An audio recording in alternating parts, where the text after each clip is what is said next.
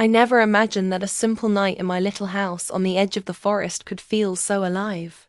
The air was crisp and carried the faint scent of pine, damp earth, and something else I couldn't name, something almost electric. My home was small, warm, and predictable, filled with shelves of dried herbs, jars of oils, and the quiet hum of life I had built for myself. The flicker of candlelight cast long shadows across the walls, painting familiar shapes in a way that made them feel new, almost alive.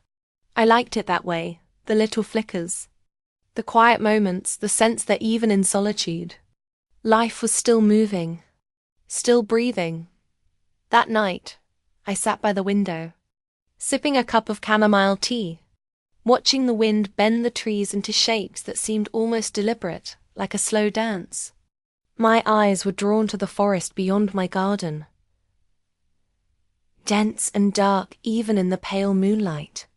Something about it had always made me uneasy, not the usual fear that comes with being alone at night, but a subtle, almost magnetic pull, like the forest itself was watching, waiting. I tried to shake it off, telling myself I was imagining things. After all, I had lived here for years. I knew every twist of the path, every hidden route, every curve of the stream. But tonight, the shadows seemed different. They moved with intention. Every so often, a branch snapped in the distance, though the wind wasn't strong enough to make it sway. And I couldn't shake the feeling that I wasn't the only one awake. I leaned back in my chair, wrapping my hands around the warm cup, and tried to focus on the tea's calming aroma. That's when I noticed it just for a moment, a shadow slipping between the trees. At first, I thought it was an animal, a fox perhaps, or a stray dog from the village down the road. But it moved differently, almost silently, and its form seemed too straight, too purposeful, like it knew exactly where it was going. My heart thumped in my chest, and I forced myself to blink, hoping it would vanish. It did single quotes t. Instead, a chill ran through me, crawling up my spine and settling in my shoulders. I rubbed my arms and looked again, but the shadow was gone. Still, the unease lingered, pressing against my chest like a heavy, invisible hand. I poured the rest of my tea into the sink and went to lock the front door, double-checking the bolts as if that could protect me from whatever it was that had passed by my window. Afterward, I tried to distract myself. I lit more candles and moved about my home, tending to the small comforts that made this place feel safe. I fed the cats, checked my shelves of herbs, and even rearranged a few jars for no reason other than the soothing rhythm of order. Yet the feeling of being watched didn't fade. When I finally settled back into my chair, notebook in hand, I tried to write. I often jotted down observations, dreams, or random thoughts, little pieces of myself left on paper. But my pen faltered as I tried to focus. Words came out wrong, jumbled, and the shadows in the candlelight seemed to twist across the page, dancing at the edges of my vision. I shook my head and laughed softly, telling myself I was tired, that sleep-deprived eyes could play tricks on anyone. And then the dream came. It was fleeting, but vivid. I saw a man, tall, broad-shouldered, his features obscured by shadow. His eyes glowed faintly, a deep golden hue that burned into my mind. He moved through the trees with unnatural ease, his step silent, and yet I could hear his heartbeat as though it were my own. There was something regal about him, commanding, yet a weight of pain lingered in the way he held himself. I wanted to speak to him, to reach out, but no sound came from my mouth. And just as suddenly as he appeared, he was gone, leaving only a whisper in the wind that carried a single word: help. I awoke with a start, heart racing, the remnants of the dream clinging to me like a second skin. The room was dark, except for the flicker of my candles. The forest outside was silent again, but the air had changed. It felt heavier, charged with something I couldn't name. I rubbed my eyes and tried to tell myself it was only a dream, yet deep down, I knew it wasn't entirely so. Something real had brushed against me in the night. Something that did not belong to the ordinary world I had built around myself. Wrapped my shawl around my shoulders and moved toward the window, peering into the darkness. The moon was high, silver and serene, yet the forest beyond seemed restless. Branches swayed without wind, and the shadows pooled into shapes that no normal animal could create. I thought I saw a figure among the trees. Just for an instant a man. Pale and silent, watching. My breath caught, and I stumbled back from the glass. Hands pressed to my chest as a shiver ran down my spine. That was when I heard it. A soft, almost musical tap at the edge of the forest. Not loud, not demanding, but precise, intentional. It echoed in the still night like a heartbeat, drawing me toward the window again. I held my breath and strained my eyes, searching the darkness. My fingers trembled as they rested on the wooden frame. But there was nothing. Yet the feeling persisted. Something, was out there, waiting, knowing I was here. I wanted to call for help, to reach for my phone, but a strange certainty rooted me to the spot. I felt drawn to the forest in a way that scared me, an invisible thread connecting me to whatever or whoever was out there. The night pressed closer, alive and watching, and I realized that my life, which had been predictable and quiet, was about to change forever. Then the whisper came again, almost audible now, curling around my ears. Help me. I froze. My heart raced faster than I thought possible, every instinct screaming to run, yet every part of me was compelled to stay. Outside, the shadows shifted once more, and for the first time, I understood that my ordinary world was no longer mine alone. Something extraordinary had arrived, something that would not leave until it had found me. And in that moment, I knew I was no longer safe. But more than that, I felt a strange, undeniable pull, as if fate itself had reached into my quiet life and wrenched it toward a destiny I could not yet imagine. The morning light felt fragile, almost unreal. I awoke to the soft hum of the wind through the trees, but something was different. The usual chirping of birds was absent, replaced by a silence that pressed against my ears, heavy and expectant. My small kitchen smelled faintly of damp wood and herbs, but underneath it lingered a strange metallic scent I couldn't place. I shook my head and told myself I was imagining things. Dreams often linger longer than they should. But deep down, I knew my world had shifted. Breakfast was simple, as always. Tea, bread, and honey. But even the ordinary comfort of routine felt off.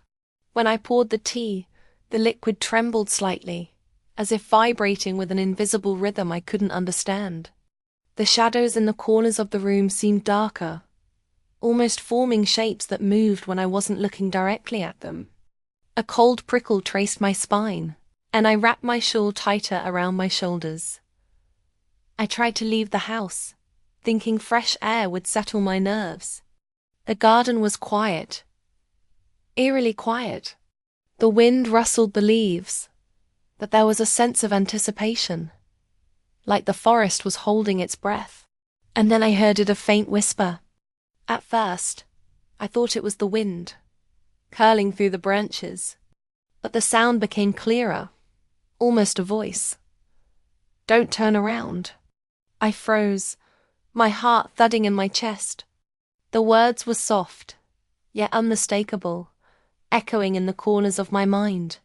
I spun slowly, scanning the garden and the edge of the forest, but no one was there. My rational mind whispered that it had to be imagination, yet the hair on my arms stood on end. I felt watched, not by a human eye, but by something patient, hidden, and infinitely aware. The day passed in a haze of tension. Every simple task, watering the plants, arranging herbs, feeding the cats felt burdened with unease. The shadows shifted unnaturally as I moved through the house, and every so often, a cold draft passed through me, though the windows were tightly closed. My reflection in the kitchen mirror seemed off, as if my eyes held a question I couldn't answer. By midday, I noticed more signs. Broken twigs in the garden, small paw prints that were too large for a cat or dog, and fleeting glimpses of movement at the forest's edge. Each time I tried to approach, the figure vanished, leaving only the whisper of the wind and a faint sense of disappointment, as though whatever or whoever was there had been watching me, judging me. The sense of fragility grew with the hours. My home, once a sanctuary, now felt exposed. Even the walls seemed thinner, the doors less secure. I found myself double-checking every lock, every bolt, and each time, I swore I heard a soft tap like a knock, but lighter, almost imperceptible, echoing from the forest. It was never at a predictable time, but always enough to make my pulse spike. That evening, as I prepared for bed, I heard something else, a voice, this time inside the house. It was low, deliberate, almost commanding. "You shouldn't be here alone." I spun around, but the rooms were empty. The shadows danced along the walls, stretching unnaturally in the flickering candlelight. I swallowed hard, gripping the edge of the table. My rational mind screamed explanations. Drafts, tiredness, my imagination. But I didn't believe them. Not anymore. Later, in the quiet of the night, I heard footsteps on the wooden floor outside my door. They were soft, deliberate, not human in their rhythm. My breath caught, and I pressed myself against the wall, heart hammering. The floorboards creaked in reply, though I had not moved. A cold breeze swept through the room, brushing my hair and sending chills down my spine. I didn't dare move. I only waited, listening, straining to hear anything that might hint at who or what was there. The night grew heavier, the forest beyond the windows almost alive with sound. Distant rustling, branches snapping, the faintest whines or growls that made me tighten my shawl. Something was watching, waiting, testing me. I could feel it, the quiet pressure of unseen eyes tracing my every movement. Even the familiar walls of my home felt alien, as if they were stretching to contain a force that didn't belong in the human world. And then, just when the night felt most oppressive, a note appeared on the windowsill. Not a letter, not a scrap of paper, but a single feather-black, glossy, and impossibly large for any bird I knew. It rested there as if placed with intention, catching the candlelight so that the shadows danced across it. I reached out, trembling, and my fingers brushed its surface. The air grew colder immediately, and the whisper returned, soft and haunting. "You will see me soon." I stumbled back, heart pounding, and dropped the feather. It hit the floor with a muted thud that echoed like a warning in the empty house. I wanted to run, to escape the growing tension, but something rooted me in place. A part of me, the same part that had seen the shadow the night before, felt an impossible pull. My life had been ordinary until now, predictable and safe, but the world I had thought I knew was cracking, revealing a realm that was alive, dangerous, and mesmerizing. Sleep didn't come that night. I sat by the window, listening to the forest, feeling the unseen presence hover at the edges of my reality. Every rustle, every whisper, every flicker of shadow felt deliberate, purposeful. My instincts told me that danger was approaching. Not sudden, not violent, but steady, like the tide slowly rising. And yet, beneath the fear, there was a thrill I couldn't name. The sense that something extraordinary was about to enter my life. Something that would shatter the fragile boundaries of my ordinary world forever. As the hours crept toward dawn, I realized I was no longer just waiting for morning. I was waiting for him. I had been staring out the window for what felt like hours, waiting for the first hint of dawn. When I saw him at first, I thought it was a trick of the morning light, a shadow stretching in the forest. But no, it was a man, standing perfectly still at the edge of the trees. He was tall, impossibly tall, with shoulders broad and strong, and a presence that seemed to bend the light around him. My heart skipped a beat, and I could feel a strange warmth spread through me. Despite the chill in the air, he stepped forward, and the forest seemed to hold its breath. Every movement he made was deliberate, measured, almost predatory, but not in a violent way. More like a force of nature. Powerful, magnetic, impossible to ignore. The sunlight glinted off his dark hair, and when he turned toward me, I caught the first glimpse of his eyes. Golden. They weren't human golden, not the soft amber you might see in sunlight. These were deeper, ancient, glowing faintly with a fire I couldn't explain. They looked straight through me, as though he could see every thought, every fear, every secret I had buried even from myself. I froze, a shiver running down my spine. "You've been expecting me," he said, his voice low, smooth and commanding, yet tinged with something softer, almost fragile. It made my chest tighten. I wanted to speak, to deny it, but no words came. Instead, I felt the impossible pull of his presence, drawing me forward even as my instincts screamed to retreat. Who are you?" I finally managed, voice barely above a whisper. He stepped closer, and I noticed details I hadn't expected. The subtle scent of pine and something darker, richer, like the forest itself wrapped around him. His eyes never left mine, unwavering, and I felt my heartbeat accelerate in ways that weren't entirely rational. "I am someone who should not have been allowed to find you," he said.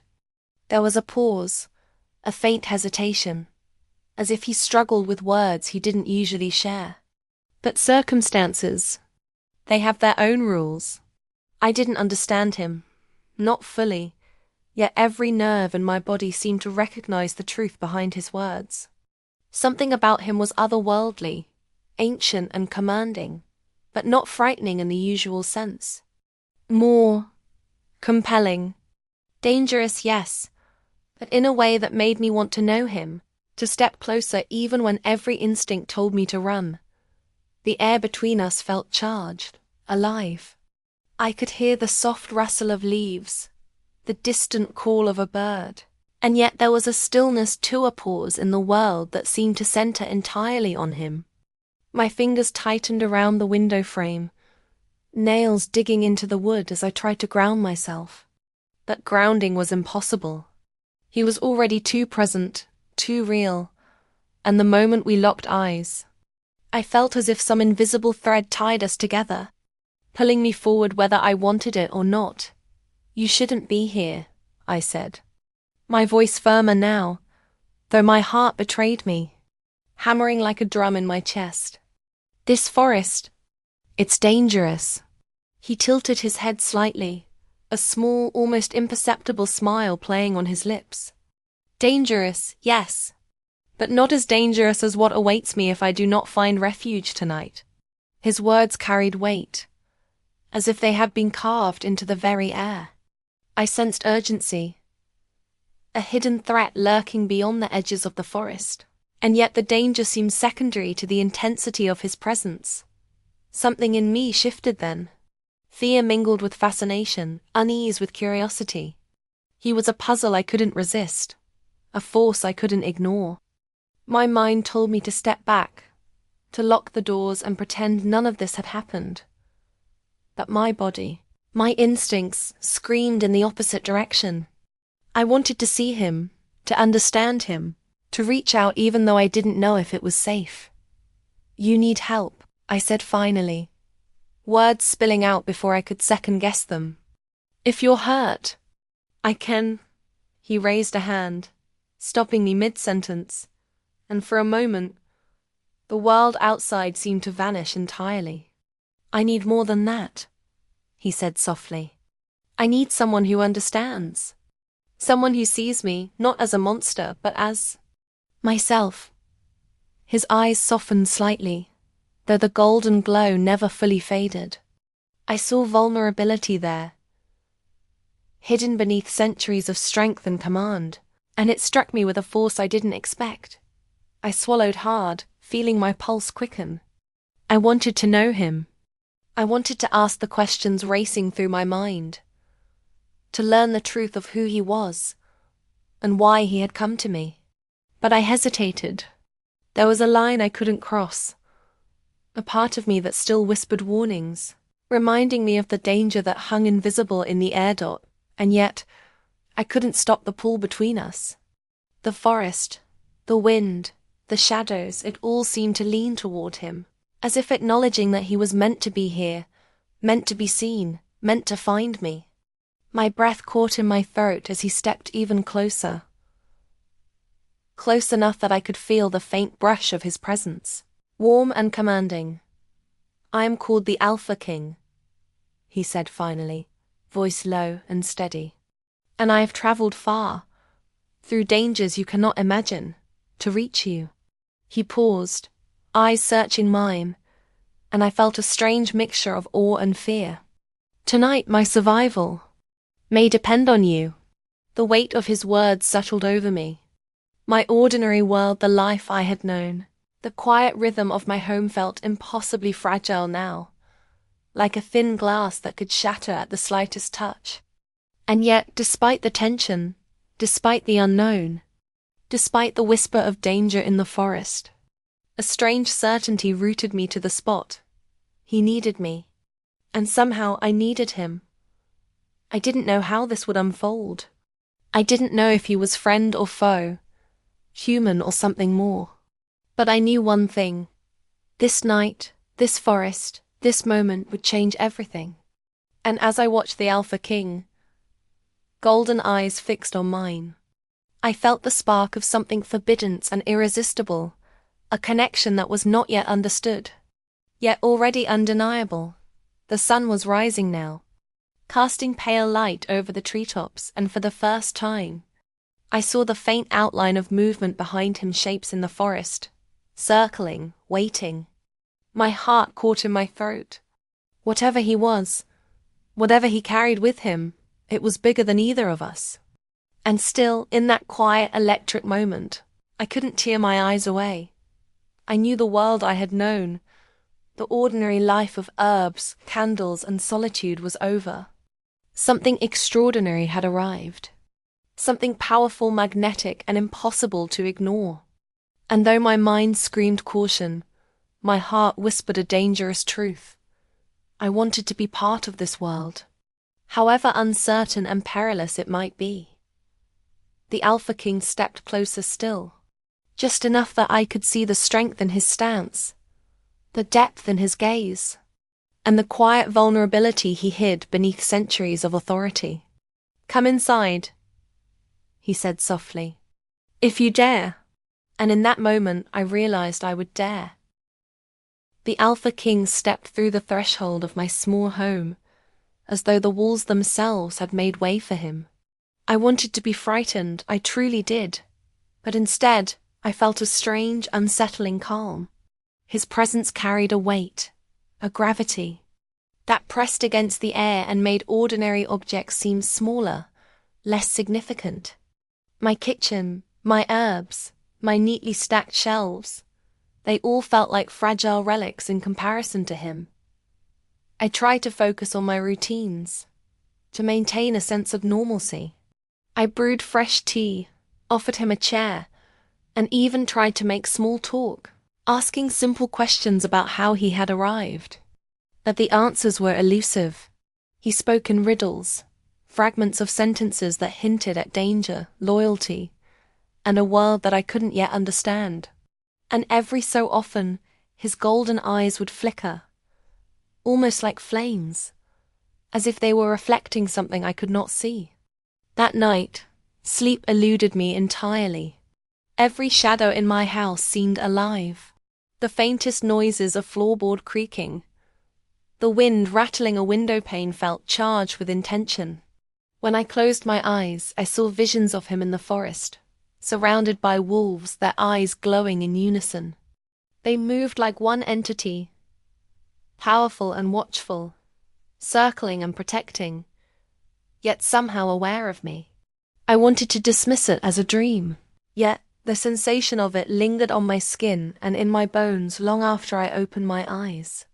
The following day, strange accidents began to blur the line between ordinary life and something more. A vase toppled for no apparent reason, shattering on the floor, though I was certain it had been stable.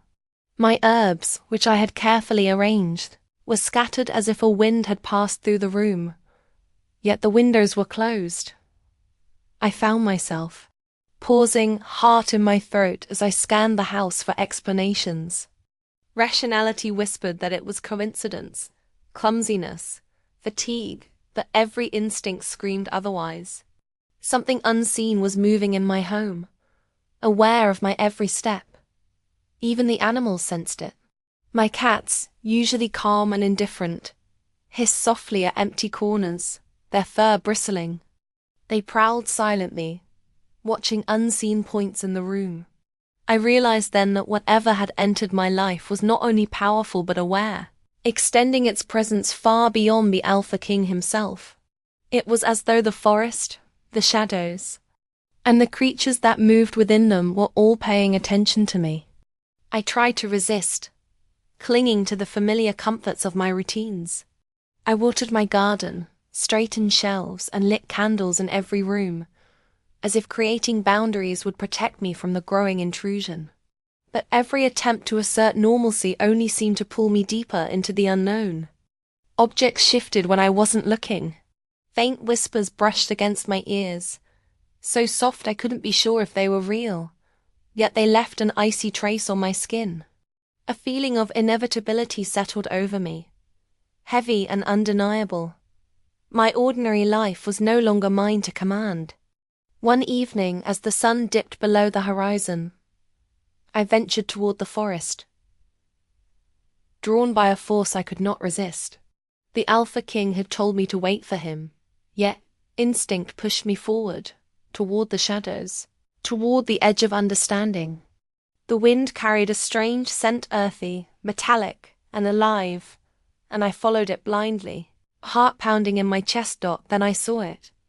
A faint glow between the trees, like the sun reflected in gold liquid. My first thought was to turn away, to flee to the safety of my home, but something compelled me forward. Step by step I moved closer, and the glow resolved into the unmistakable shape of him. He stood silently, surrounded by the dense forest, the golden light of his eyes catching the last rays of the dying sun. Wolves emerged from the shadows behind. Him, not threatening, but watchful, as though guarding some sacred space. My breath caught, and my hands trembled, not from fear alone, but from a strange mixture of awe and uncertainty. He spoke without moving his lips.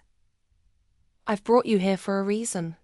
You need to see, to understand, before it's too late." His voice, carried on the wind, echoed in my mind. I wanted to step back, to retreat to my ordinary life, but my legs refused. Some invisible tether drew me forward, deeper into a world I had never imagined. And then the forest shifted. The trees seemed to lean closer, shadows stretching unnaturally, and the ground beneath my feet trembled ever so slightly. The hairs on my arms rose as a faint, rumbling growl resonated through the soil, vibrating up my legs and into my chest. The wolves moved in a perfect circle around us, eyes glinting in unison, guarding something I could not yet name.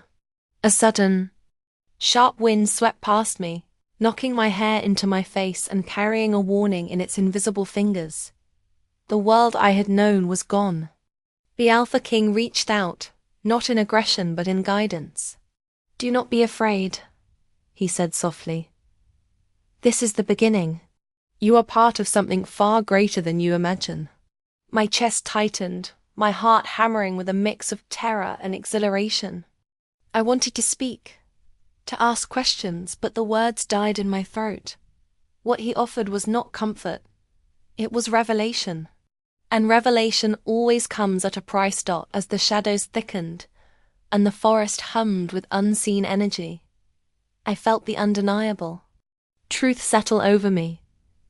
The supernatural was no longer a distant possibility. It was here, it was real, and it was inexorably entwined with me. Then, without warning, a distant howl sliced through the air. It was not a single wolf but many, echoing through the forest in a haunting chorus. The sound vibrated in my chest, shaking me to my core. My instincts screamed at me to run, yet my legs were frozen, my senses stretched taut. The Alpha King's eyes glimmered with warning. "They are coming," he said quietly. "You cannot ignore this any longer. Your world has shifted. There is no going back." The sun sank fully below the horizon, leaving only a faint glow along the horizon. The shadows in the forest deepened, stretching toward us as if reaching for the house I had called home, for the life I had once known.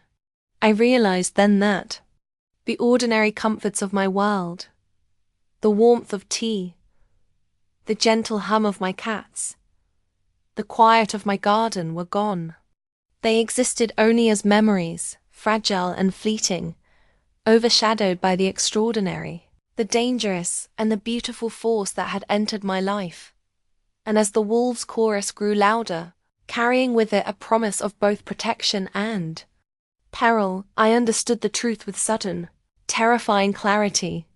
The supernatural was no longer a secret hiding at the edge of my world. It had arrived. It had found me. And tonight, the boundary between the ordinary and the extraordinary had been irrevocably crossed. I looked up at the Alpha King, golden eyes gleaming in the dim light. For the first time, I saw the full weight of his power, his authority, and the danger that accompanied it. Yet despite the fear, despite the unknown, I felt a strange, unshakable pull toward him. I was caught between fear and fascination, terror and curiosity. My ordinary life was gone, and in its place was something far more vast, far more powerful. The forest whispered around us, carrying secrets I could not yet comprehend.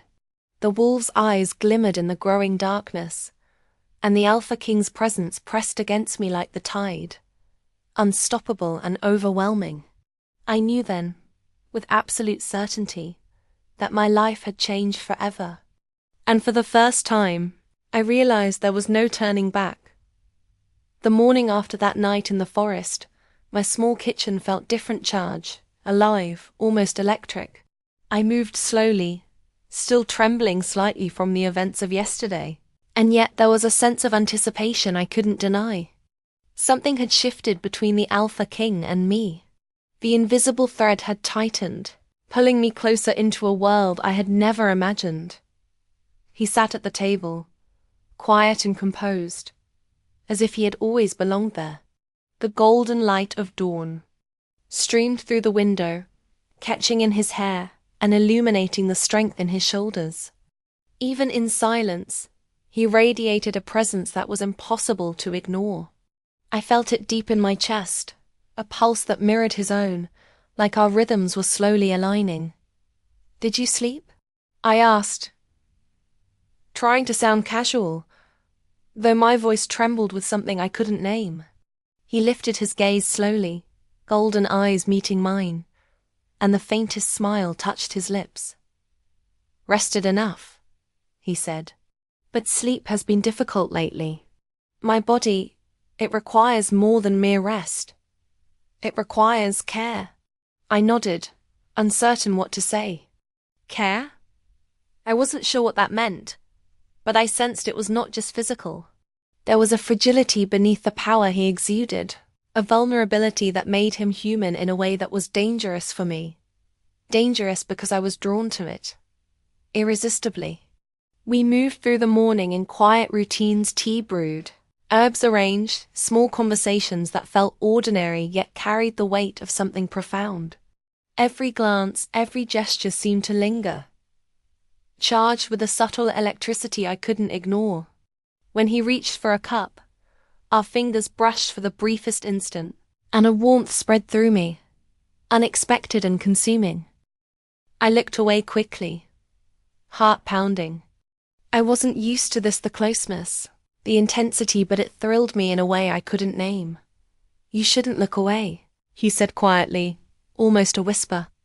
"I am here, and I am not what you fear." Entirely. I hesitated, caught between instinct and curiosity. "And what should I think?" I asked, voice soft, careful, as if speaking too loudly would break the fragile spell of this moment. "That depends on what you are willing to see," he said. His gaze didn't waver.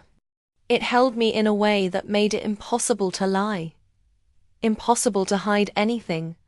I felt my pulse quicken, a mixture of fear and fascination twisting inside me. I wanted to run, to step back, but another part of me, a part I didn't fully understand, wanted to step closer. Over the next few hours, our conversations deepened, becoming more than words.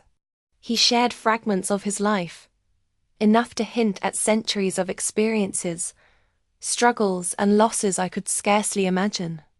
And yet, he always returned to me, to the connection we had begun to form. Every pause, every small smile, every glance that lingered longer than necessary, built a tension that was neither casual nor reckless. It was profound, magnetic, and entirely safe. At one point, I was tending to a small wound he had from the forest, nothing serious, but enough to require careful attention. My fingers brushed his arm as I applied a soothing herbal salve, and I felt the subtle thrum of energy beneath his skin. Golden light shimmered faintly in his eyes as he leaned slightly closer, not in demand, but in trust. "You have a gift," he said softly. "More than you know. You heal more than flesh." I swallowed hard, feeling a blush creep across my cheeks. "Just trying to help," I murmured, but I couldn't hide the truth. Being near him made every sense sharper, every feeling more intense. I was aware of his presence in a way I had never been aware of anyone before. The hours passed, and the boundaries between ordinary and extraordinary blurred further. I found myself laughing softly at something he said, a dry, almost teasing remark about the forest's stubbornness, and he smiled, the faintest curve of lips that felt intimate without words. The tension between us was undeniable, yet clean, contained, and respectful. It was a dance of hearts and curiosity, of trust and fascination, that neither of us could fully explain. Then it happened. Something that shattered the fragile equilibrium I had built in my mind.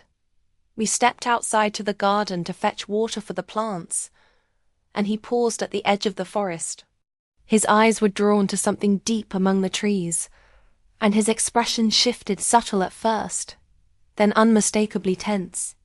He moved closer to the shadows, every step deliberate, every muscle taut, as though preparing for something. I followed cautiously, heart pounding. "What is it?" I whispered. He didn't answer immediately. Instead, he extended a hand toward the trees, palm glowing faintly with a golden shimmer that seemed to radiate warmth and power at the same time. I froze. Light, real, palpable light was emanating from him, bathing the roots and leaves in a glow that made the forest seem alive. And then I saw it. Movement in the shadows. Not ordinary animals, not birds or foxes, but shapes that shifted unnaturally, glimmering briefly before vanishing. Wolves? No, something else, something that flickered between shadow and form, like a glimpse of another world leaking into ours. I gasped, stepping back, heart hammering. He turned to me, golden eyes serious, powerful. "There is more to me than I have told," he said quietly. "I am not simply a man, nor entirely of this world. And now, You have seen a part of the truth. My mind raced. I wanted to ask questions, to demand explanations. But the enormity of what I had witnessed left me almost speechless. I felt a thrill, a rush of curiosity and awe mingled with fear. He had shown me a piece of himself, a fragment of the extraordinary that lay beneath his human guise. And I realized that this was only the beginning. Yet, even as I struggled to process it, a strange magnetic pull tugged me closer to him, as though the same thread that had drawn me to him in the forest now tied me irrevocably to his world. I was terrified, and yet I wanted to know more. I wanted to step deeper into this unknown, into the bond that was growing between us.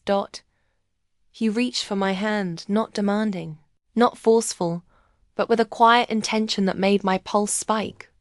"Do not fear," he said softly. "There is nothing here that will harm you. Not if we face it together." And in that moment, standing on the edge of the forest, surrounded by the faint glow of golden light and shadows that shifted unnaturally, I felt it.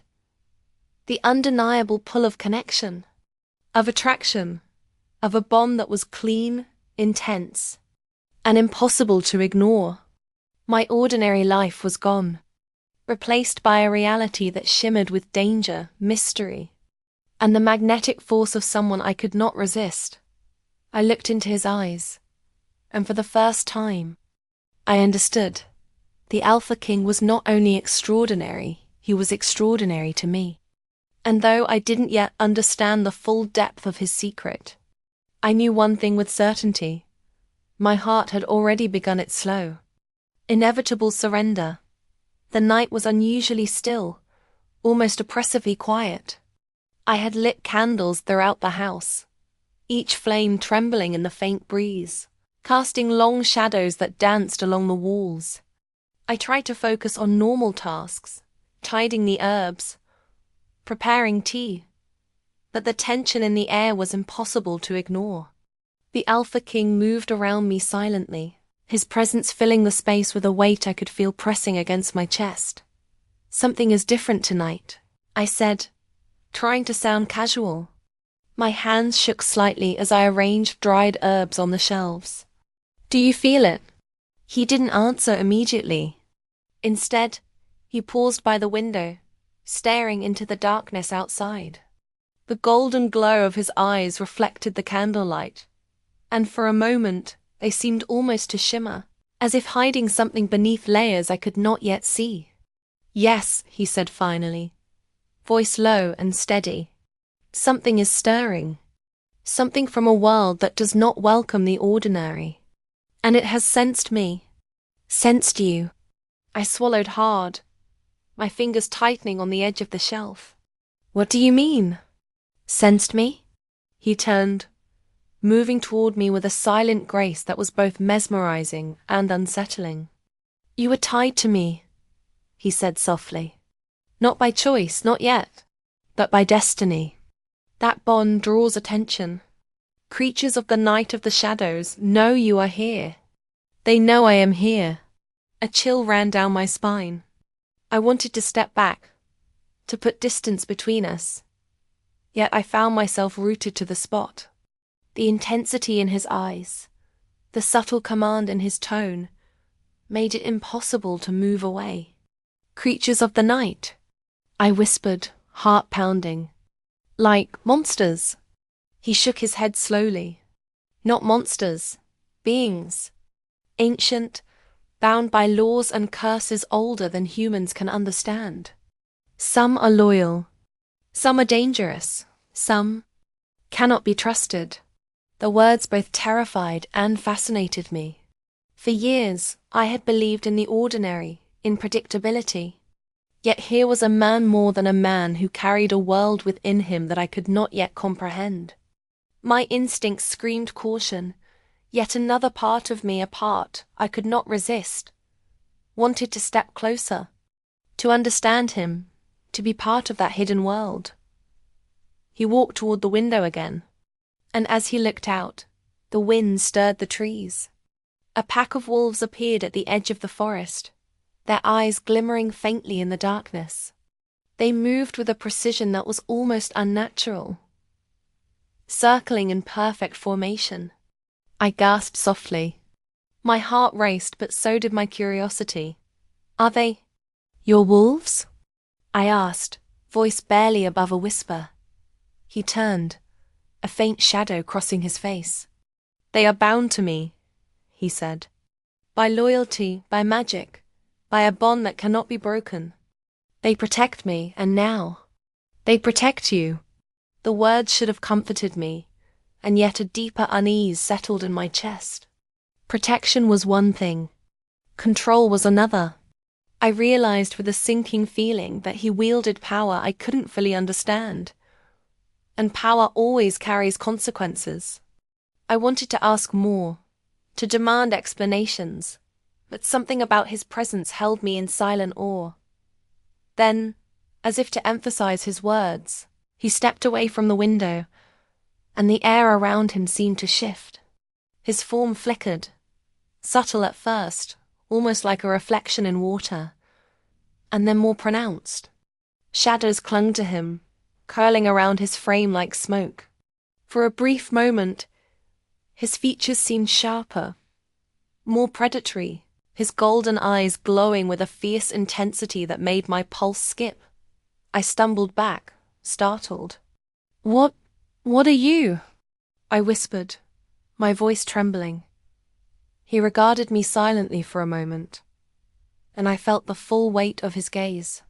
"I am what the world calls many things," he said finally. "A king, a guardian, a creature bound by laws older than your understanding. But what I am is not what should frighten you. It is what you are willing to accept that will decide everything." My mind raced. Fear and fascination warred inside me. Part of me wanted to flee, to run from the danger and mystery that surrounded him. But another part, the part I could not deny, wanted to step closer, to touch him, to understand him, to be part of the extraordinary world he carried with him. I moved toward him cautiously, hand raised slightly as if to reach out, but he stepped back, just far enough to remind me of the boundaries. "Not yet," he said softly. "Not until you are ready." I nodded, even though I wasn't sure what ready meant. My heart was in my throat, my thoughts a jumble of curiosity, fear, and longing. There was something magnetic about him. Dangerous, yes, but utterly captivating.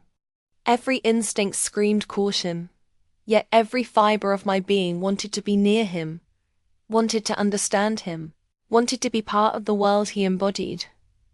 The night deepened, and with it, a sense of unease grew. I felt shadows at the edges of my vision, whispers that seemed to come from nowhere, and a strange vibration in the air, as if the forest itself was holding its breath. Something was approaching. Something unseen, unknown, and potentially dangerous. And then it happened, a small, startling movement at the edge of the forest. I saw a figure, humanoid but shifting unnaturally, its form flickering like smoke. The Alpha King tensed immediately, body rigid, eyes narrowing. "They found us," he said quietly. His voice was calm, but I could sense the underlying tension. "We are not alone." I froze, heart pounding, unsure whether to step forward or run. My mind raced with questions. Was he in danger? Was I in danger? And yet I felt drawn to him, a pull I could not resist. Then he turned his gaze to me, and for a brief moment I thought I saw something like regret, or was it warning? "I may not be able to keep them away," he said softly. "I must do what I must. But you may have to trust me, even if you do not understand." The words chilled me. Trust. But trust in a being whose nature I barely understood, whose power was both awe-inspiring and frightening. Fear, fascination, and mistrust collided inside me, leaving me shaken. For the first time, I questioned whether my growing bond with him could survive the truths I had yet to uncover. As he stepped toward the shadows, preparing to confront whatever had entered our world. I felt a pang of doubt of perceived betrayal. Had he brought this danger to me? Or was it unavoidable? The uncertainty twisted inside me, tightening like a knot, and in that moment, I realized something crucial. I was already in the heart of a world I did not fully understand, bound to a being whose nature was both magnificent and terrifying. And whether I wanted to or not, I had no choice but to follow. The days after the forest incident blurred together in a strange, thrilling rhythm.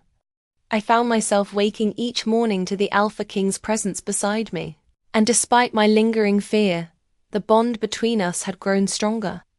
I felt it in small moments, the brush of his hand when he reached for an object, the way he lingered near me while I worked, the unspoken understanding in our glances. There was a connection that went beyond words, quiet but powerful, and I could feel it deep in my chest. Yet, as our bond strengthened, so did the tension in the world around us. The forest no longer felt like a sanctuary. Wolves patrolled silently at its edges, their golden eyes glimmering with alertness, and the shadows themselves seemed alive with something unseen, waiting for a signal. I realized quickly that whatever drew him here, whatever tied us together, had also drawn attention. I couldn't fully understand it began subtly. Small things out of place. A branch broken where no animal had passed. A faint rustle in the underbrush that stopped the instant I turned to look. Distant echoes that sounded like voices carried on the wind. At first, I tried to dismiss these incidents, convincing myself that fatigue or imagination was playing tricks on me. But the Alpha King did not dismiss them. "They are close," he said one evening, his golden eyes scanning the horizon beyond the trees.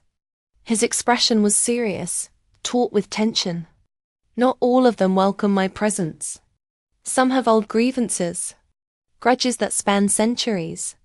I swallowed, trying to process the enormity of his words. "Enemies?" I asked softly. He nodded. "Old rivals. Those who question my authority, who resent what I have become. They lurk in the shadows, waiting for weakness." His gaze softened as he looked at me. "And now, they will test you, whether you wish it or not." The thought sent a shiver down my spine. Test me? How could I possibly withstand something I didn't even understand? And yet, alongside the fear, a part of me, the part I had tried to ignore, thrived on the thrill. The Alpha King had become not only a source of fascination but of courage. Being near him made me braver, though I felt the weight of danger pressing against us. Over the next few days, the signs of outside threats intensified. I found footprints at the edge of my garden, large and unnatural, unlike anything I had seen before. Shadows moved with purpose in the corners of my vision. And on one particularly quiet evening, a raven landed on my windowsill, black eyes glinting like liquid night, and croaked once before flying off into the approaching darkness. My heart raced as I realized it was a warning. The Alpha King noticed my unease immediately. He reached for my hand, strong but gentle, grounding me with his touch. "Do not be afraid," he said softly, though the tension in his jaw betrayed the seriousness of his words. "They are watching, that we are prepared." Even with his reassurance, doubt gnawed at me. I had grown accustomed to his presence, to the thrill of the unknown, but the sense of looming danger made me question everything. Could I truly be part of his world? Could I trust the bond we had forged? Or was I only stepping further into peril? Then came the night that changed everything. I was in the kitchen, preparing a small meal, when a sudden shift in the air froze me in place. The room grew colder, the candle flames flickered violently, and a soft murmur, almost like distant laughter, echoed through the walls. I felt a presence unseen but undeniably close, and my heart slammed against my ribs. The Alpha King entered the room silently, golden eyes sweeping the space. "They are here," he whispered, tension threading his voice. They seek to unsettle us, to test the bomb that has begun. Stay close. I moved instinctively toward him, drawn by the unspoken need for protection and connection. He placed a hand on my shoulder, steadying me, and for a moment, the world narrowed to just the two of us. The warmth of his touch contrasted sharply with the cold shadow that seemed to press in from the edges of the room. "They will not harm you," he said softly, though his gaze never wavered from the shadows. "But they will test you. And me." I nodded, though my mind raced with questions and fears. I had glimpsed fragments of his power, seen the subtle shimmer of the supernatural that surrounded him, yet I had no idea what form the threat would take, or how close it might come. And even as my fear surged, another feeling: connection, attraction, trust anchored me in place. Hours passed in tense silence. Every creak of the floor, every whisper of wind, set my nerves on edge. Yet through it all, the Alpha King remained calm, a pillar of strength and focus. I watched him as he moved through the room, every gesture purposeful, commanding, yet gentle in a way that drew me closer, rather than pushing me away. By the time dawn broke, the presence of the unseen watchers faded. The shadows retreated, the air returned to its normal weight, and the forest outside was quiet once more. Yet the lingering sense of danger had left its mark. I realized that even in moments of calm, the threats we faced were never truly gone. They only waited, patient and unseen, for the right moment to return. And then came the moment that tested everything I had come to feel for him. As the first rays of sunlight filtered through the trees, I saw him vanish before my eyes, not moving, but dissolving, almost like smoke caught in the wind. My heart lurched, panic rising as I searched the room. "Where did you go?" I called, voice trembling. He reappeared moments later, solid and commanding, but the faint shimmer of his otherworldly nature lingered, visible in the corners of his form. His golden eyes met mine, and for the first time, I saw something in them that I hadn't before. Secrecy, regret, and a distance I couldn't bridge. "I had to ensure they would not follow me here," he said quietly, voice low and firm. "That I could not bring you into the danger, not fully. I had to protect you." I stared at him, emotions twisting inside me. Relief warred with fear, trust with doubt. Had he kept secrets from me? Was his bond with me genuine? Or was I only a pawn in a larger, dangerous game? My mind spiraled with questions, but my heart still longed for him, still felt the invisible thread that tied us together. And in that tension, I realized the choice I faced.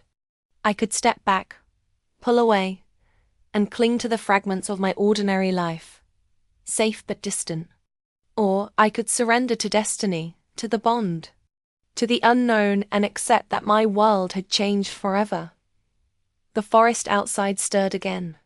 A whisper of movement, a glint of golden eyes at the edge of my vision.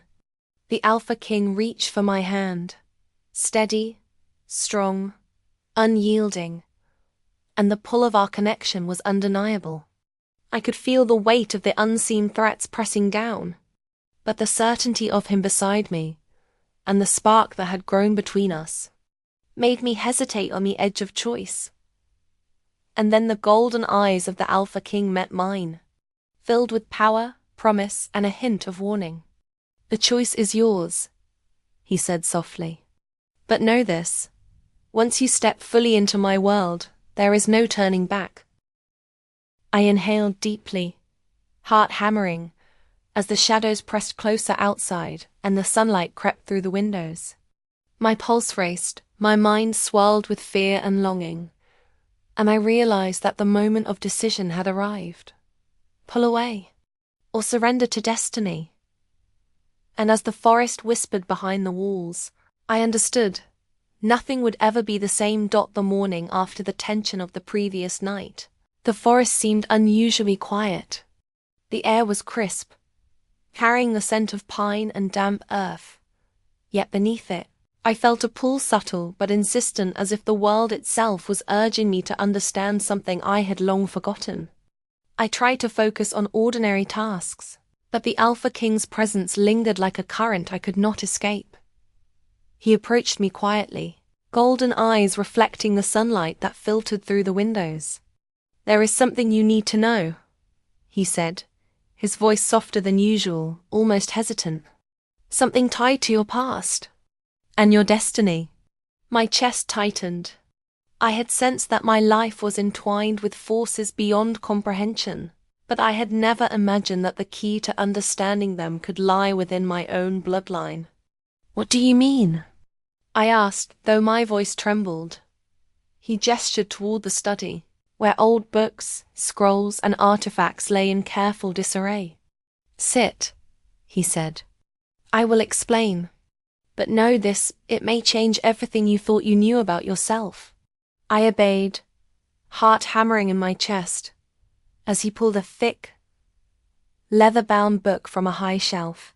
The cover was embossed with symbols I didn't recognize, yet they felt strangely familiar, as if they had been etched into my memory long before I could recall. He placed it on the table and opened it with reverence, the pages yellowed and fragile. "Your family, your ancestors," he began, tracing a finger over the faded text, "were bound to the supernatural long before your birth. A prophecy was made, speaking of one who would awaken a hidden power, whose bond with the Alpha King would tip the balance of our world. That one is you." I felt the blood drain from my face. "Me? That's impossible. My life. I'm ordinary. I garden, I care for animals, I stopped, realizing how hollow those words felt in the face of revelation. He reached across the table, placing a hand over mine. "You are more than you know.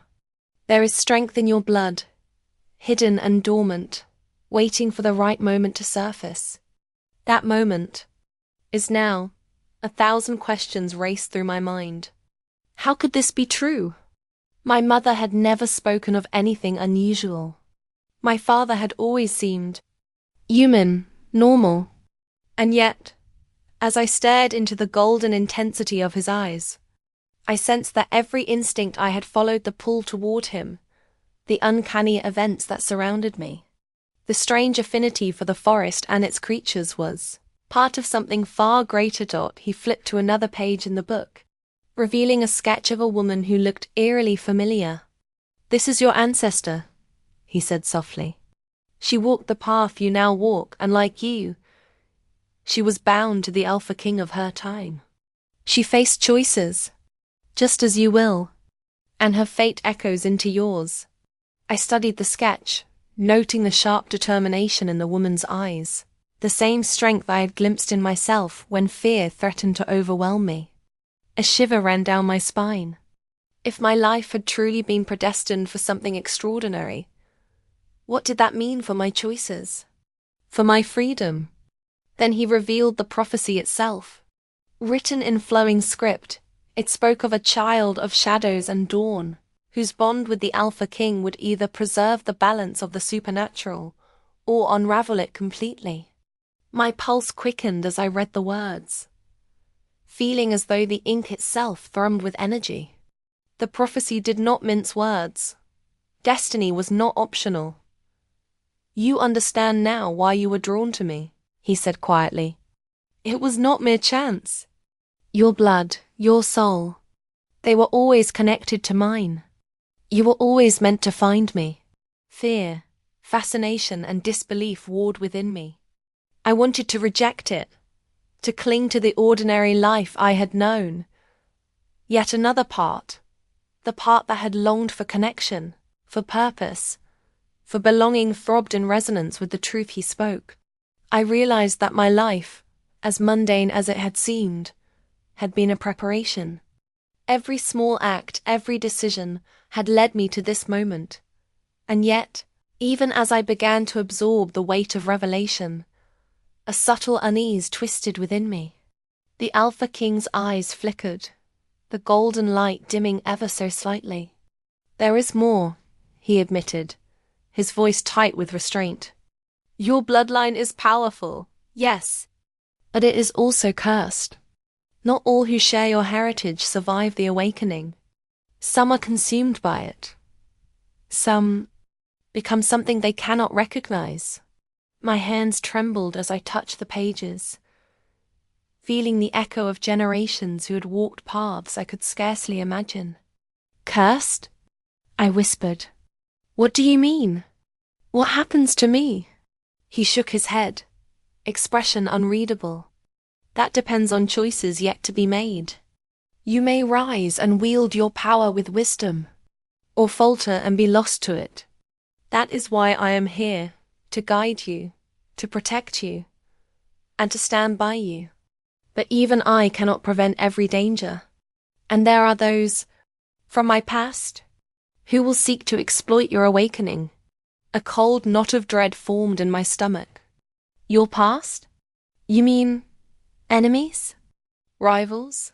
Yes, he said quietly. Some will see your blood as a threat, others as a prize. And not all of them will wait patiently. You must be vigilant and ready for truths you cannot yet see. The revelation felt like a storm breaking over me. My ordinary life, my understanding of self, my sense of safety, everything had shifted. The threads of destiny, woven into my blood long before I was born, now tugged me forward with relentless force. I realized that the choices I had thought were mine alone had been guided by unseen hands for generations. And the Alpha King was both my anchor and the key to survival. Then, just as I began to process the enormity of it, he closed the book, the pages whispering like wings in the quiet room. He looked at me, expression soft but intense. There is one more thing, he said. Something you must know before the night falls. I leaned forward, heart hammering. What is it? He hesitated, and the flicker of doubt crossed his golden eyes. Your awakening. It may reveal something about your identity that even you cannot yet comprehend. Something that will change how you see yourself. And me. My stomach tightened.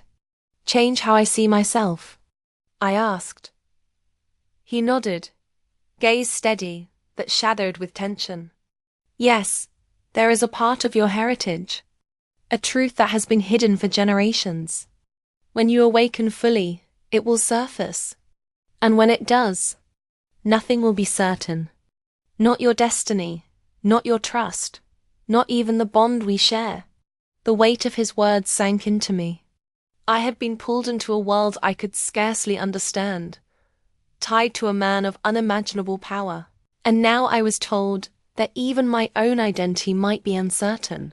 Fear, anticipation, and an unshakable curiosity twisted together inside me, leaving me dizzy, enthralled, and trembling. And then came the twist. A gust of wind rattled the windows, and the candlelight flickered violently. I turned instinctively, and in the shadows behind him, I saw a figure, one that bore an uncanny resemblance to me, yet not quite. Eyes like mine glowed faintly, and a presence radiated power I could barely comprehend. I gasped, stepping back. Who? Who is that? I whispered, heart racing. The Alpha King's face darkened with a mixture of awe and caution. It is you, he said quietly, or at least a part of what you are meant to become. And soon you will understand fully. But be warned. The revelation will demand a choice, and the path you choose may alter everything. The room seemed to hold its breath, the shadows thickening, the forest whispering just beyond the windows. My past, my bloodline, my destiny, they were no longer distant mysteries. They were here, tangible, urgent, and impossible to ignore. And as I stared at the shimmering figure in the shadows, I realized that my understanding of self, of power, of fate, and of the Alpha King had shifted irreversibly. My identity, my choices, my destiny all hung in delicate balance. And the next step I took could define everything. The days that followed the revelation of my bloodline were a whirlwind of confusion, fascination, and cautious wonder. The forest no longer felt like just a backdrop to my life. It pulsed with energy I could sense in every step I took. The Alpha King moved through it as though it were an extension of himself, every motion precise, confident, and strangely mesmerizing. And I felt both drawn to him and uncertain, aware that the truth of my heritage had shifted everything I thought I knew about myself. Our bond had grown. Undeniably, yet the closer I felt to him, the more I realized how fragile that connection could be. Outside forces, old rivals, lurking shadows, remnants of the supernatural world's hidden conflicts had begun to stir. I sensed it in the way the forest seemed quieter than usual, in the subtle shifting of the wind, in the distant, almost musical rustling of leaves that didn't belong to any known creature. "You must understand," he said one evening as we walked along the edge of the forest, the sky painted with streaks of purple and gold. "The bond we share. It is rare, powerful, and dangerous. Those who would disrupt it will not hesitate." I glanced at him, noting the tension beneath his calm exterior. "You mean enemies?" My voice was soft, though my heart beat loudly enough to betray my fear. He nodded. "Yes, they have long memories and long grudges. They will try to separate us, to challenge the bond that is forming. You must be prepared, and trust in me, even when I cannot fully explain." I felt a pang of unease. Trust had been difficult already, given the fragments of his nature I had glimpsed, the power he wielded, and the shadows of his past he had yet to reveal. But the thread that tied me to him was strong, and I found myself reaching for it, grasping it despite the uncertainty. Over the following days, subtle challenges began to appear. Small things at first: a missing herb here, a rearranged artifact there, footprints in the garden that didn't match any animal I knew. The Alpha King observed each incident with quiet intensity, golden eyes flickering with concern and calculation. "They are probing," he said one night, voice low, "testing our defenses, watching how we respond." One evening, while I was tending to the herbs, I heard a faint whisper carried on the wind. It was almost melodic, hypnotic, and it made my skin prickle with unease. I turned instinctively, and for a moment, I thought I saw a figure in the shadows, slipping between the trees. My breath caught, and I realized with a jolt that I had stepped too close to the edge of the unknown. The Alpha King appeared beside me without a sound, placing a hand lightly on my shoulder. "It is best not to confront them directly," he whispered. "Some truths are revealed only when the time is right. But know this: they are aware of you, and they will try to sway you, to make you doubt us both." Doubt. The word echoed in my mind, and I felt it take root in the quiet corners of my thoughts. Could I trust him completely? Could I trust myself? The pull of my destiny was strong, but so too was the sense that I was stepping into a web of intrigue far older than I could comprehend. Then came the first direct test. One night, as I returned from gathering water at the small spring near the forest, I saw something or someone waiting near the trees. A figure cloaked in shadows, their form shifting, unnerving. I froze, heart racing, unsure whether to flee or confront. "You should not go alone." The Alpha King's voice came from behind me, calm yet laced with warning. I turned to see him step closer, golden eyes glowing faintly in the moonlight. "They will try to manipulate you, to test your loyalty. But you must not give them the satisfaction." The shadowed figure took a step forward, their presence both magnetic and chilling. I felt a pull, a strange sensation of recognition, yet something about them was wrong, an echo of familiarity distorted by the unnatural. The Alpha King moved to place himself between me and the figure. "Do not speak," he said firmly, and I obeyed. rooted in place by the intensity of his gaze. The figure lingered for a moment, then vanished as mysteriously as it appeared, leaving a faint trail of cold air behind. I shivered, and he guided me back toward the house, hand warm and steady around mine. "They will return," he said softly, "and each time the challenge will grow. But we must face it together." I nodded, feeling the pull of our connection yet aware that trust was becoming a fragile thing. Every shadow, every whisper, every unexplained movement in the forest seemed to threaten to unravel what we had built. And yet, despite the fear, I realized that my heart had already chosen to stay, to follow, to trust, even if the path ahead was uncertain. Days turned into nights filled with tension, training, and whispered conversations about the forces that sought to interfere in our lives. We moved as a unit, silently preparing for the challenges we could anticipate while remaining vigilant for the ones we could not. And through it all, the connection between us deepened, not just attraction, but a bond forged through shared danger, mutual respect, and the quiet understanding that we could not face this world alone. But even as the nights grew longer and the shadows more active, a lingering doubt gnawed at me. The Alpha King's past was still a mystery in many ways, and I could feel it pressing against the edges of our growing trust. I wanted to know everything: his enemies, his history, the depths of his power, but I knew some truths would only be revealed when the time was right. Then, one evening, as we stood together watching the moon rise above the forest, a sudden gust of wind brought a whisper that seemed almost like a warning. The Alpha King stiffened, eyes narrowing toward the trees. "They are closer than I feared," he murmured, tension threading his voice. I glanced into the forest, heart pounding. What are they?" "They are those who would test the bond between us," he said quietly.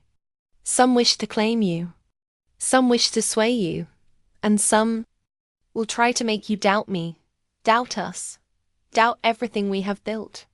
A cold shiver ran down my spine. The very thought of losing him or being led astray was unbearable.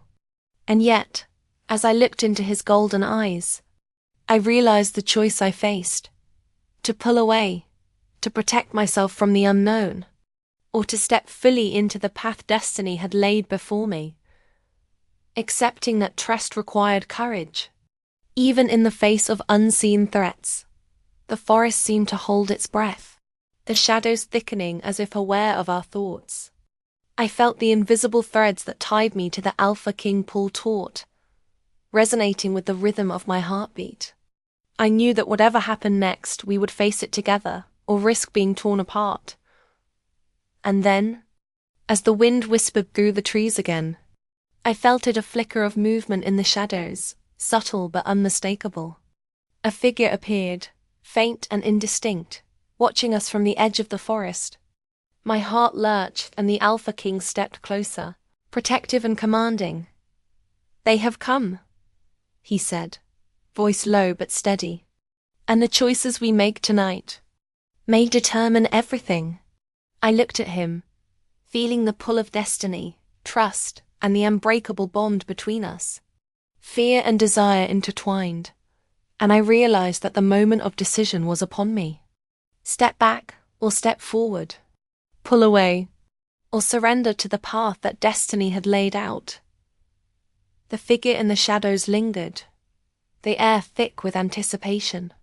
And as I reached for the Alpha King's hand, I understood that the night ahead would test everything I had come to feel, everything I had come to trust, and everything I had yet to discover about myself. The forest waited, silent but expectant, and I knew that nothing would ever be the same. The forest was alive with tension that night. Even the wind seemed to hold its breath, carrying the scent of pine and earth, mixed with something darker, something ancient and alert. My pulse raced as I followed the Alpha King along the hidden trail he knew so well. The shadows seemed thicker than usual, pressing in around us, and every snap of a twig beneath my foot made me startle. "Stay close," he whispered, his golden eyes scanning the darkness. "Tonight, they will challenge us. Not just the enemies outside, but the truths you carry within yourself." I swallowed hard, gripping the folds of my coat. The revelation of my bloodline, the prophecy, and the hidden power within me had left my mind spinning. I wanted to trust him completely, but the tension between destiny and fear gnawed at my resolve. And tonight I understood everything would be tested. Suddenly, a soft murmur of voices drifted from deeper in the woods. They were faint but deliberate, carrying an unsettling rhythm, like whispers between shadows. My stomach knotted as I recognized one voice among them, one that had haunted the edges of my memory since my awakening. "They've found you," the Alpha King said, voice low, almost regretful. "And they know of your lineage. They want to separate us, to challenge the bond before it strengthens." The murmurs grew louder, echoing through the forest as figures emerged from the shadows. Shapes moved gracefully, but with a predatory elegance, their eyes reflecting the faint light like liquid silver. I felt my heart hammering, not just from fear, but from the knowledge that we were outnumbered, surrounded by forces I could barely comprehend. One of the figures stepped forward, cloaked in shadow yet unmistakably humanoid. "The child of shadows and dawn," it said, voice melodic but carrying an edge of malice. "You awakened too soon. You do not understand the power within you. And you are not yet ready to bind with him." My chest tightened. Who are you?" I demanded, voice trembling. "Merely guardians," the figure replied with a sly smile. "Or perhaps judges. We are those who watch the balance of the supernatural, ensuring no bond tips the scales too far. And your bond threatens to do just that." The Alpha King stepped protectively in front of me, his form shifting subtly, golden light tracing the edges of his body. His eyes, normally calm and controlled, now held a fierce intensity, a shadow of the darker side I had glimpsed only in fleeting moments. "They speak of balance," he said, voice low and commanding. "But they would destroy what is meant to be. They underestimate her. And me." I felt the pull between fear and fascination, between safety and desire. I could retreat, run into the shadows and hide, but every instinct screamed that my place was by his side. I had chosen this bond, chosen this path, and even now, as danger surrounded us, I could not deny it.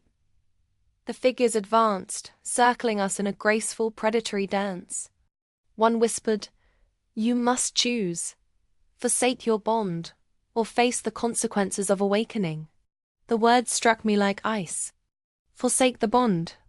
How could I even imagine doing that? After everything I had felt, everything I had learned. And yet, the weight of destiny pressed down on me, reminding me that my choices carried consequences far beyond my understanding.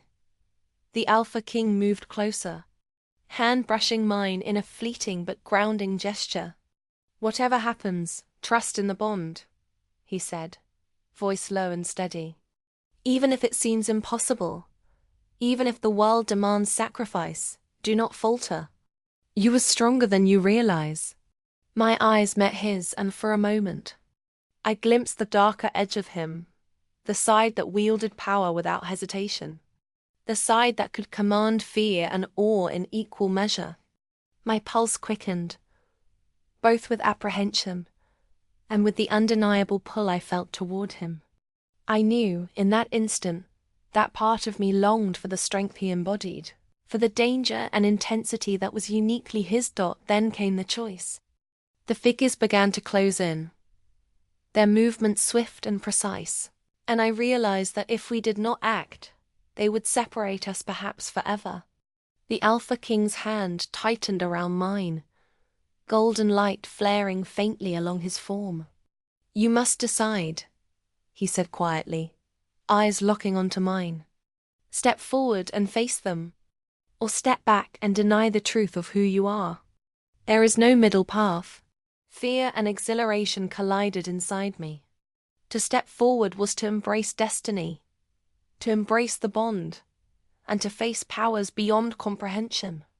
To step back was to cling to safety, to retreat into the shadows of ignorance, and perhaps lose him forever. My chest felt tight, every heartbeat echoing the weight of impossible choice. I drew a deep breath, feeling the warmth of his hand and the steadying pull of the bond we shared. I began, and the whispering figures paused, as if sensing the magnitude of my decision. Then, without warning, one of the shadows lunged not with violence, but with a swirling of energy that seemed to separate the air itself. I stumbled, caught off guard, and felt a sudden pull away from the Alpha King. My hand slipped from his, and for a moment, the invisible threads of our bond stretched taut, vibrating with tension. "No!" he called, voice sharp and commanding, moving toward me with an intensity that made the air tremble. His form shimmered, shadows clinging to him, as though drawn by his power. I felt the edge of fear spike, but also the undeniable allure of his strength. The side of him I had glimpsed but never fully understood. The shadows closed in around me, and the forest seemed to dissolve into a swirl of light and dark. My vision blurred, my heartbeat thrummed in my ears, and I realized that whatever choice I made now would change everything.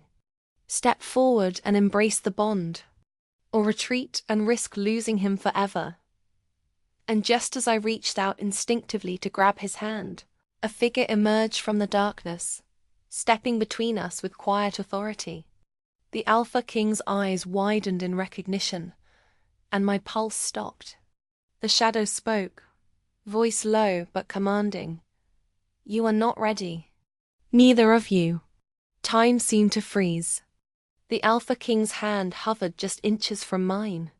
The pull of the bond, the weight of destiny, the fear of the unknown all collided in a single impossible moment. And then the figure gestured, a subtle motion that sent a ripple through the forest. The ground beneath us seemed to shift, the light of the moon flickering, and I felt myself being pulled not violently, but inexorably away from him. My hand stretched out, desperate, and his golden eyes blazed with both power and anguish. "Do not let go," he shouted, and I felt the bond scream in response. The invisible threads between us vibrating with urgent intensity. And then suddenly I was separated, pulled into shadow, the forest and the moonlight receding around me. The Alpha King's voice echoed, distant but unwavering. "Remember who you are, and who you are meant to be. Trust the bond. No matter what they do, it cannot be broken." I fell into darkness, heart pounding, torn between fear, longing, and the undeniable pull of destiny. And as the shadows enveloped me, I realized that the next moments would define everything: the bond, my power, and the truth of who I was meant to become. The forest waited in silence, and I was left suspended in uncertainty, the cliffhanger sharp and unrelenting. Would we be reunited? Or would the forces surrounding us succeed in driving us apart? Darkness pressed against me like a living thing, swirling and shifting around every step I took. The forest had transformed into a labyrinth of shadows, each path twisting unpredictably, as if the trees themselves were conspiring to disorient me. My heart pounded in my chest, not from exertion alone, but from the weight of anticipation, fear, and the memory of the Alpha King's golden eyes just moments before we had been torn apart. I had been pulled into the shadows, separated from him, yet the bond we shared hummed faintly in my chest, a delicate thread of light in the encroaching darkness. It was both a lifeline and a reminder of what was at stake. Whatever awaited me in this void, I knew it would test everything: my courage, my power, and my love. low whisper echoed from the shadows, soft and melodic, carrying both warning and seduction. "The child of shadows and dawn," it murmured. "You cannot proceed without facing yourself. And your fears." I swallowed hard, forcing myself to step forward, the ground beneath my feet uncertain and trembling. I remembered the prophecy, the fragments of my bloodline, and the truth of my heritage. This was what it had all been leading to. I was not just a pawn in some ancient game. I was the fulcrum, the key to the balance. And if I failed, I could lose more than just the Alpha King. Then, through the darkness, I saw it, a figure shrouded in shadow, impossibly tall, radiating a presence both familiar and alien. My breath caught. The Alpha King's voice echoed in my mind, urging me, grounding me. "Trust the bond. Trust yourself. You are stronger than you know." The shadowed figure advanced, and I realized it was a reflection of everything I had feared: doubt, separation, the possibility of failure. Yet, at its center, I recognized something else, a flicker of light, the hint of what I could become if I embraced my true self. "You must choose," it said, voice layered and echoing. "Sacrifice love for safety, or face the storm to claim what is yours." My pulse quickened. I could turn back, retreat to the comfort of familiarity, deny the bond, and protect myself from uncertainty. And yet, the thought of leaving the Alpha King behind, of letting the bond fray, was unbearable. I had learned too much, felt too deeply, and the connection we shared was no longer something I could ignore. I raised my hands instinctively, feeling energy awaken in me, humming along the edges of my senses. The shadows recoiled slightly, as if startled by the emergence of something latent but potent. I realized, in a sudden clarity, that the power of my bloodline was real, and it was tied not just to destiny, but to the love and trust I had built with the Alpha King. With a steadying breath, I stepped forward fully, the thread of our bond glowing in my chest, reaching out as though calling him to me. The shadow surged, but I met it, grounding myself, channeling the strength I had long feared I did not possess. "I will not run," I said firmly, voice carrying through the darkness. "I will face this. I will face everything. And I will not lose what I love." The figure hesitated, a ripple of surprise or perhaps respect passing through the shadows. And then, slowly, it dissipated, dissolving into mist that drifted harmlessly into the air. I stood in silence, chest heaving, realizing that the greatest test had not been physical, but a confrontation with my own fear, doubt, and uncertainty. I had faced it, and survived. As the darkness receded, the forest shifted again. Soft light filtered through the trees, moonlight breaking through gaps in the canopy. And then I saw him standing at the edge of the clearing, golden eyes blazing with relief and quiet awe. The Alpha King stepped forward, the tension in his body easing as he closed the distance between us. "You did it," he said softly, voice a mixture of pride and something deeper, something that made my chest ache with emotion. "You faced the storm, embraced your power, and you did not falter." Tears pricked my eyes. I reached for him, hands trembling, and he took me into a firm but gentle embrace. The world seemed to tilt, the shadows retreating entirely, as if acknowledging that the bond we shared had endured the ultimate test. But even as relief washed over me, I sensed the lingering weight of choice. The confrontation had changed everything. I had grown into the power of my bloodline, yet I also understood the responsibilities that came with it. The Alpha King's gaze softened, but there was still a shadow behind it, a reminder that our world remained dangerous, that balance must be preserved, and that our enemies would not rest. "I thought I might lose you," he whispered, voice low and intimate. "Not to them, but to doubt, to fear. You won't, I said, finding strength in the certainty of my feelings. I won't let it happen. Not again. Not to us. He nodded, though the faint tension in his shoulders remained. The bond is strong, he said, but the world outside will continue to test us, and soon. You may discover truths about yourself that will challenge even this moment. I frowned, curiosity mingling with apprehension. More truths? Yes, he admitted, gaze distant, golden eyes glinting. The awakening you've begun is only the first step. There are layers yet to uncover, and some of them may not be easy to accept. But for tonight, we have triumphed, together. I leaned into him, feeling the warmth of his presence, the security of the bond we had forged, and the quiet satisfaction of survival. The forest around us seemed to breathe, the wind carrying a sense of calm, as if acknowledging that the immediate danger had passed. Yet beneath the serenity, I sensed the ever-present pull of destiny, the promise that challenges were far from over. And then, as we stood together in the moonlit clearing, a distant echo reached my ears, a faint ripple of movement, like the whisper of wings or a shift in the very air itself. I froze, senses sharpening, and the Alpha King tensed beside me, eyes narrowing toward the shadows. They've noticed us, he said, voice tight but controlled. And soon, they will act. I felt a thrill of fear and anticipation. The battle had been won, yet the war was far from over. The forest seemed alive, watching us, testing us, reminding us that our journey had only just begun.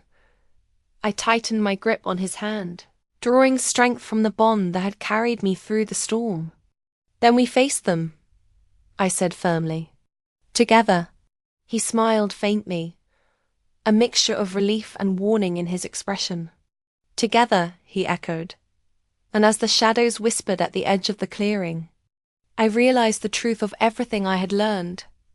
Love, trust, and destiny were intertwined, and the choices we made now would shape everything to come. But before I could take a full breath, a sudden ripple of energy surged through the clearing, brighter and more urgent than anything I had felt before. The Alpha King's eyes widened in alarm, and I felt the threads of our bond strain as an unseen force pressed against us. And then, without warning, a figure emerged from the shadows, a presence I did not recognize, yet one that radiated immense power. The forest seemed to hold its breath, and the Alpha King's hand tightened around mine. You, he breathed, voice a mix of awe and dread. I followed his gaze, heart pounding, and realized that the ultimate revelation, the final challenge, had arrived. And as the figure stepped into the clearing, the world around us seemed to tilt once more, leaving us suspended on the edge of uncertainty, wonder, and fear. The cliffhanger was sharp and undeniable. The final confrontation loomed, and nothing would ever be the same. The first light of dawn crept slowly through the trees, brushing the forest floor with pale gold. After the storm of the previous nights, the trials, the confrontations, the shadows that had tested every fiber of my being, there was a fragile calm. Yet even in this quiet, I could feel the tremors of what had passed, the battles we had faced, the choices we had made, and the bond that had been forged and tested in ways I could scarcely describe. I stood at the edge of the clearing, where the final confrontation had occurred. The remnants of the darkness were gone, leaving only traces of energy in the air, faint but lingering, like footprints of something ancient and powerful. And there, just a few steps away, the Alpha King waited, eyes scanning the forest even as he relaxed slightly, his golden gaze softening as it met mine. For a moment, we simply looked at each other, the weight of everything unspoken between us. So much had happened, the revelation of my heritage, the awakening of my power, the challenges we had faced together. Each test had left its mark, shaping us, binding us, and yet reminding us of the fragility of life, trust, and love. "You've grown," he said finally, voice low, almost reverent. "Stronger than I imagined.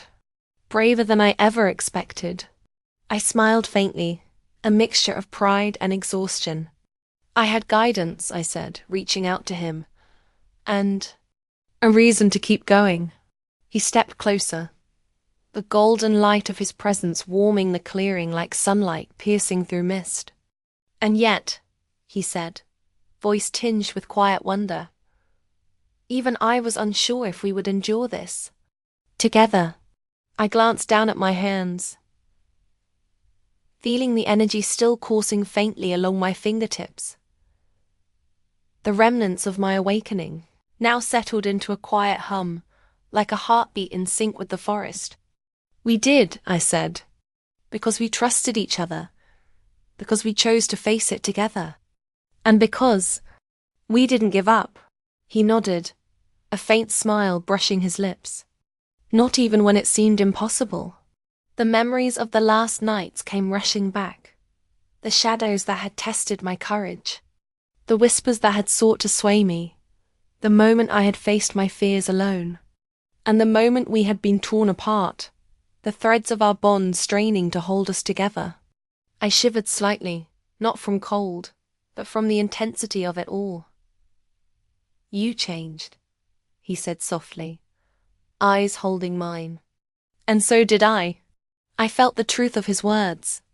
You were no longer the same people who had first met in the forest. The Alpha King had shown me strength, patience, and the depth of his commitment. But he had also revealed vulnerability, the weight of responsibility, and the truth that even the most powerful among us carry fears and regrets.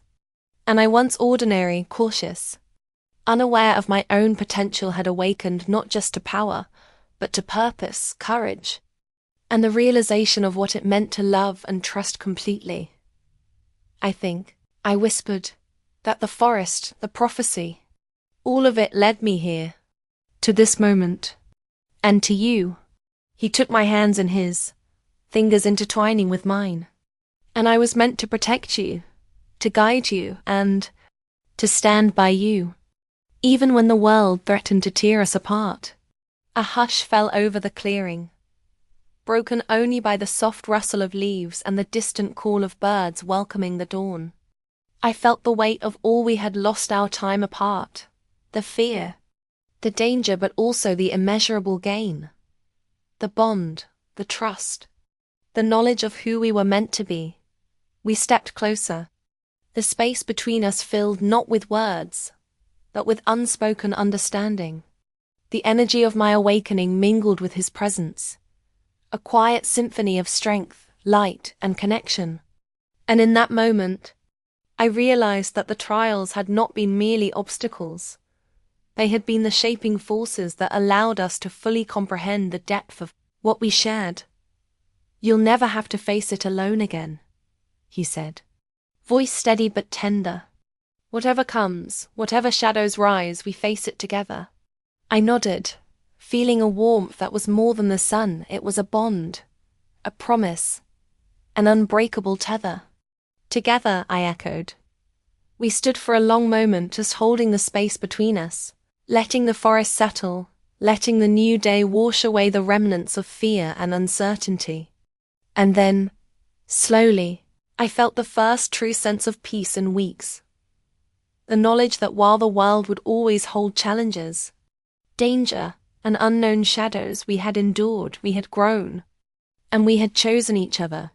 He leaned closer, brushing a hand along my cheek, a gesture of both protection and affection. "You are extraordinary," he said quietly. "Not because of the prophecy, not because of the power within you, but because of the choices you made, and because of the courage to love and trust, even when it was hardest." Tears pricked my eyes, but they were tears of gratitude, relief, and quiet joy. "And you," I said softly, "are extraordinary because you never gave up on me." Even when the shadows seemed insurmountable, even when I doubted myself. You stayed, and that made all the difference.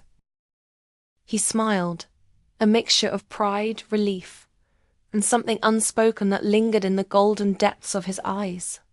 Then we move forward, he said. Together, as equals, as partners, as what we were always meant to be. I nodded, feeling the truth of it settle in my chest like sunlight. The forest, once filled with shadows and whispers, now seemed alive with quiet celebration, the energy of renewal, trust, and the bond that had been forged through trials and destiny. We've changed, I said, looking up at him, voice steady. We're not the same as we were before. But maybe that's the point. The trials, the danger, the awakening. They weren't just tests.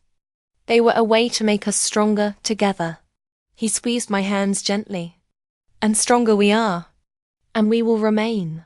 So, whatever comes next, shadows, whispers, challenges, we will face them all. Because we are not alone. I felt a surge of emotion, a mixture of relief, love, and hope, and in that moment, I knew that no matter what the future held, we had reached a point of understanding, of commitment, of shared strength that could withstand anything. And as the sun rose fully over the horizon, spilling light across the forest and illuminating every leaf, every branch, every path we had traversed together, I realized that this was not just the end of the story. It was the beginning of a life forged in courage, love, and destiny. The Alpha King and I stood together in the clearing, hands intertwined, hearts bound by choice and fate alike.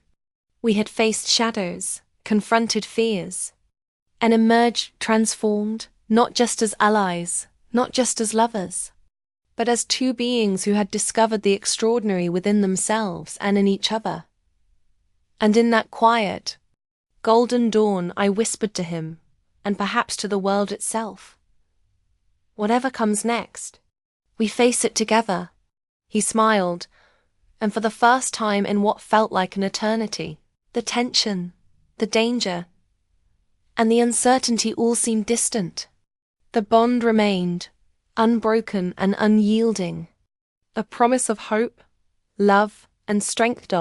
And with that, I knew we had not only survived the storm, we had grown beyond it, forever changed and ready for whatever destiny awaited us.